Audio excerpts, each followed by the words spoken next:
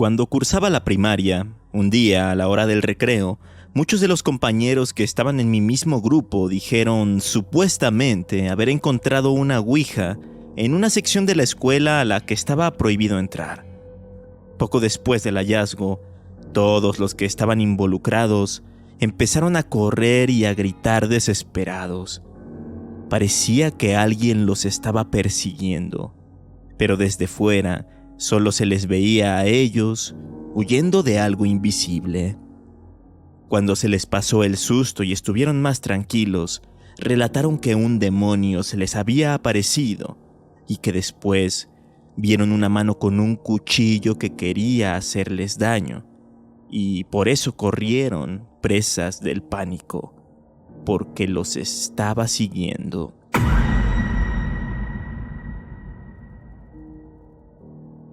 Pero solo ellos vieron estas cosas y nadie más del resto de la escuela. ¿En realidad se les habrá aparecido algo o solo estaban siendo víctimas de la histeria colectiva?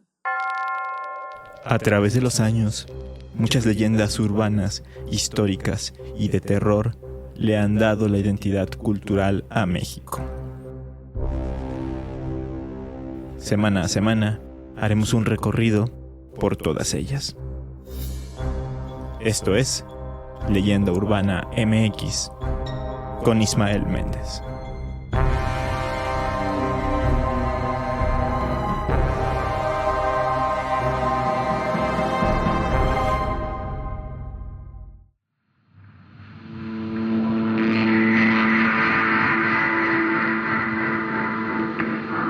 La histeria colectiva, además de ser un muy buen podcast, es un fenómeno en el cual un grupo de personas experimenta síntomas físicos o emocionales similares, sin una causa médica subyacente o identificable. Estos síntomas pueden incluir mareos, desmayos, náuseas, dificultad para respirar, convulsiones u otras sensaciones inexplicables. La histeria colectiva a menudo se desencadena por un evento estresante, un rumor o una percepción errónea que se propaga rápidamente entre los miembros de un grupo. Una vez que algunos individuos comienzan a experimentar síntomas, otros pueden empezar a manifestarlos también, incluso si no hay una causa física directa para ellos. La histeria colectiva ha sido objeto de estudio en psicología, sociología, antropología y otros campos relacionados, y se ha observado en diferentes culturas y periodos de la historia. Es importante tener en cuenta que la histeria colectiva no implica que las personas estén fingiendo sus síntomas, sino que están experimentando una reacción psicosocial genuina a través de la influencia de su entorno social y emocional. Ahora, para que lo entiendan mejor, pasamos directamente a conocer algunos ejemplos de histeria colectiva. Año 1374. En la ciudad de Aquisgrán, en lo que hoy es Alemania, cientos de personas comenzaron a bailar frenéticamente en las calles sin control aparente durante semanas enteras. Algunas de estas personas incluso murieron por el agotamiento. A este fenómeno se le conoció como la danza de San Vito o la epidemia de baile, y se considera uno de los primeros casos documentados de histeria colectiva en Europa. Año 1634. Un grupo de monjas en un convento de Loudun, Francia, comenzó a experimentar comportamientos extraños y síntomas físicos como convulsiones y alucinaciones.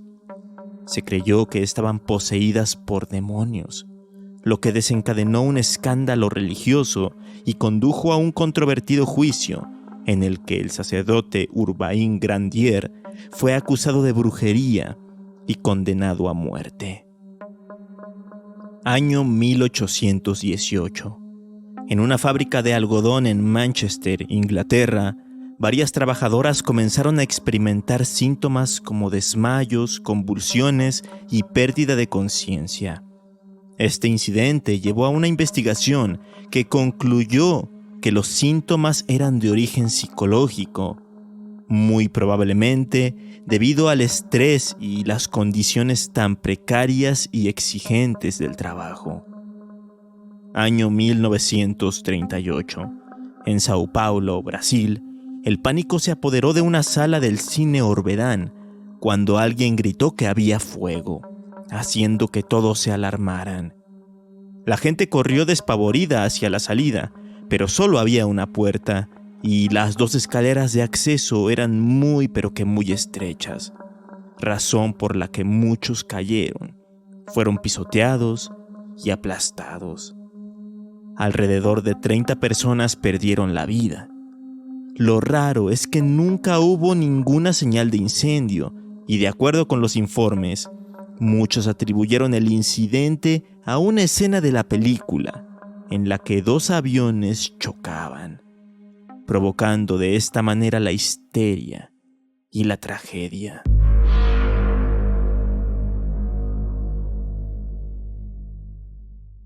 Todos estos casos son muy antiguos, pero son algunos de los más famosos del mundo y de la historia. No obstante, podemos hablar también de algunos mucho más recientes y que son más cercanos a nosotros, como uno ocurrido en México entre 2006 y 2007. Vámonos a Chalco, Estado de México, porque en esa localidad se ubica un internado para mujeres llamado Villa de las Niñas. Ese lugar está dirigido por una congregación religiosa de origen coreano conocida como las Hermanas de María, que ha dado mucho de qué hablar por lo estrictos que son sus protocolos. Pero ya hablaremos de eso un poco más adelante. El internado, como tal, en sus canales oficiales menciona que se dedica a dar cuidado, atención integral y educación a niñas y adolescentes huérfanas o de escasos recursos, de entre 12 y 17 años de edad, principalmente. Incluso se han hecho varios reportajes en los que se habla del lugar y se destacan los puntos positivos que tiene y la labor humanitaria que hace por las niñas. Sin embargo, en octubre de 2006 sucedió algo sumamente extraño dentro de ese sitio. Dos niñas empezaron a experimentar mareos y una atrofia muscular. Nada demasiado raro en ese momento, pero poco a poco fueron más niñas las que comenzaron a presentar esos mismos síntomas y otros tantos. Ya para abril de 2007, la noticia alarmó a la sociedad y sobre todo a los mexiquenses. 500 niñas del internado habían tenido desmayos, fiebres, vómitos, dolores de cabeza y de articulaciones. Y más preocupante aún, presentaban dificultades para hablar y para caminar. Las imágenes de aquel suceso son impactantes. En fotografías que podemos ver en diversos medios de comunicación que reportaron la noticia, se observa cómo varias personas, me imagino que familiares o vecinos, sacan cargando a las jovencitas que, aunque sus rostros estén difuminados por ser menores de edad, se percibe que están sufriendo, llorando o gritando. Las muchachas fueron llevadas al Hospital Infantil de México, en donde se les realizaron diversas pruebas clínicas, y lo sorprendente es que tanto el hospital como la Secretaría de Salud concluyeron que no tenían nada. El diagnóstico fue que el padecimiento era producto de histeria colectiva o histeria de masas. ¿Pero por qué? ¿Qué desencadenó esa histeria tan grande? Bueno, aquí viene lo más perturbador del caso.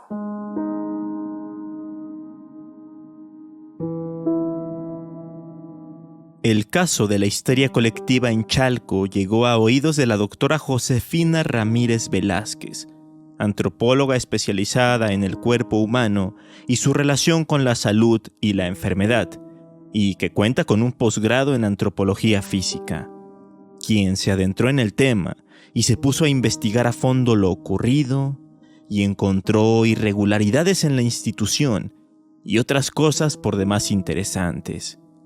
Pero ella no fue la única que sacó a la luz este tipo de cuestiones, porque, por otro lado, periodistas se dieron a la tarea de entrevistar a jóvenes que habían vivido en el internado y a exprofesores, quienes contaron cosas sumamente turbias.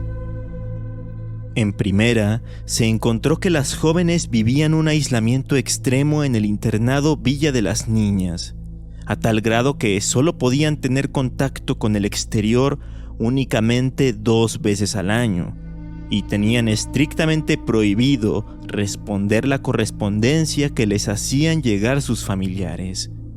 De igual forma, tenían prohibido ver televisión o escuchar la radio, quedando de este modo totalmente aisladas del mundo exterior. Pero esta es solo la punta del iceberg, porque también se descubrió que dentro de la institución había una maquila de ropa donde ponían a trabajar a las chicas por largas y extenuantes jornadas, sin descanso. A veces las mantenían trabajando hasta la madrugada. Obviamente no eran remuneradas, ya que los administradores decían que todo lo recaudado por la venta de las prendas era para cubrir los gastos del lugar. Básicamente estaban sufriendo explotación laboral jóvenes menores de edad. Ahora bien, lo que alardeaba la institución en cuanto a la educación de calidad que le daba a sus alumnas de secundaria y preparatoria no era para nada real, pues la educación que se brindaba no era libre ni reflexiva, más bien era limitada y excluyente de ciertos temas políticos, sociales y de sexualidad. De hecho, las alumnas no contaban con libros de texto y solo se guiaban por los apuntes que debían tomar durante las clases. Una de las cosas que causó más revuelo en el exterior es la forma en la que se atendían las enfermedades. Resulta que cuando alguna de las chicas se enfermaba, no le daban medicamentos, sino que únicamente las trataban con métodos naturistas y en ocasiones con medicina oriental. Y peor aún, una adolescente que estuvo ahí reveló que tenía unos nódulos en el cuello derivados de un cáncer y que el tratamiento que le daban para eliminarlos consistía en hacerle quemaduras en esa parte de su cuerpo. Aunado a esto, en ocasiones, la comida que les daban en su día a día no estaba en las mejores condiciones. O, sin tapujos, era comida caduca o echada a perder. Y el agua que les daban para beber a veces estaba contaminada. Esto, según algunos maestros que, después de dar estas declaraciones, fueron despedidos. En medio de toda esta polémica, un reportero del periódico La Jornada entrevistó precisamente a un exprofesor de la institución que dijo cosas por demás reveladoras. Me voy a reservar su nombre, ya que en el texto él mismo menciona que tenía miedo a las represalias. En fin, entre todas sus declaraciones, mencionó que en Villa de las Niñas se vivía una realidad extraña y espeluznante, y que las niñas estaban en manos de fanáticos religiosos. Dice que tenía que dar clases durante 8 horas seguidas sin descanso y sin la oportunidad siquiera de sentarse en algún momento, y que durante todo ese tiempo siempre había una monja vigilándolo, escuchando cada una de las palabras que decía en sus exposiciones, puesto que le habían prohibido hablar de ciertos temas. Sin embargo, esto no es lo que más le molestó, sino el hecho de que fue testigo de ver castigos hacia las alumnas. Las obligaban a realizar trabajos forzados en la cocina o en la huerta que había en el lugar.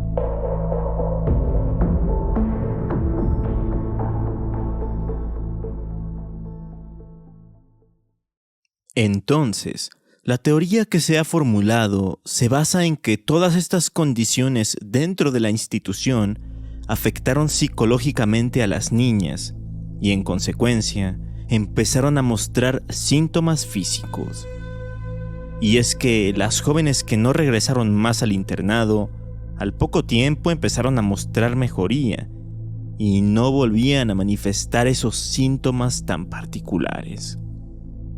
Justamente se menciona algo así en una nota publicada por el periódico La Voz de Michoacán en 2020, en la que se veía el caso a retrospectiva.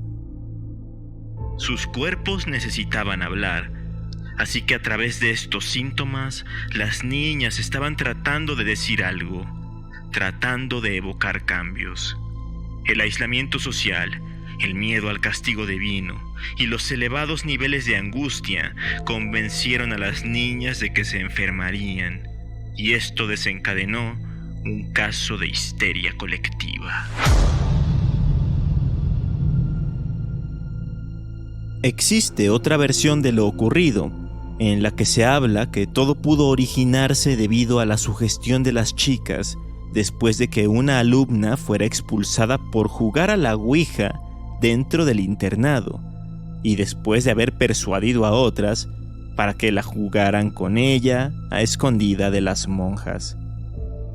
En esta explicación, supuestamente, la joven expulsada se habría enojado por ser la única que recibió un castigo, cuando sus compañeras también habían jugado con la ouija.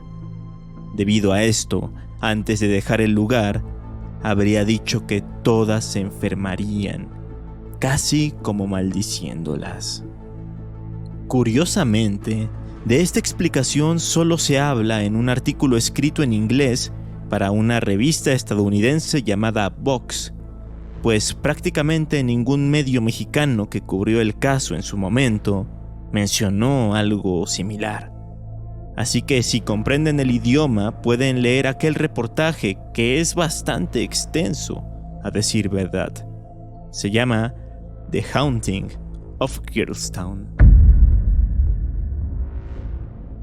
Claramente, la institución desmiente todas y cada una de estas cosas, pero hay demasiada evidencia en su contra como para que salgan bien librados o con una buena imagen. Aunque eso sí, desde entonces, es decir, desde el 2007, no se reportó algo parecido ni en el instituto al que le dedicamos casi todo este episodio, ni en otro lugar de México.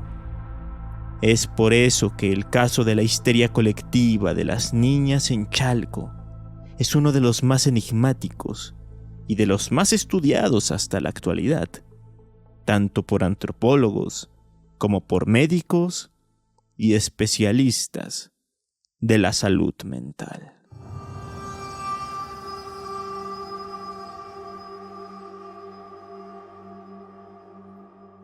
Si quieren conocer otro caso de histeria colectiva ocurrido en México, les recomiendo ver la película Canoa, dirigida por Felipe Casals y estrenada en 1976. Este filme está basado en un hecho real ocurrido en 1968. Nos narra la historia de un grupo de jóvenes que va a la población de San Miguel Canoa, en Puebla, porque buscan escalar una montaña cercana, la Malinche. Sin embargo, el párroco local empieza a esparcir rumores completamente falsos sobre los muchachos.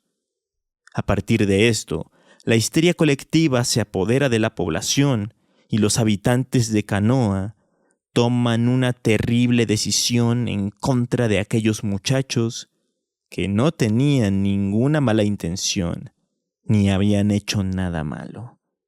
Sin duda, es una película muy fuerte, sobre todo por el desenlace, pero ilustra perfecto esta temática y por eso recomiendo verla. Mientras lo hacen, Yo me despido de este episodio esperando que les haya gustado. Y si conocen algún otro caso interesante de histeria colectiva, no duden en hacérmelo llegar a través de redes sociales. Me encuentran como Leyenda Urbana MX en Facebook e Instagram. Nos escuchamos el próximo domingo con más historias y leyendas. Hasta entonces.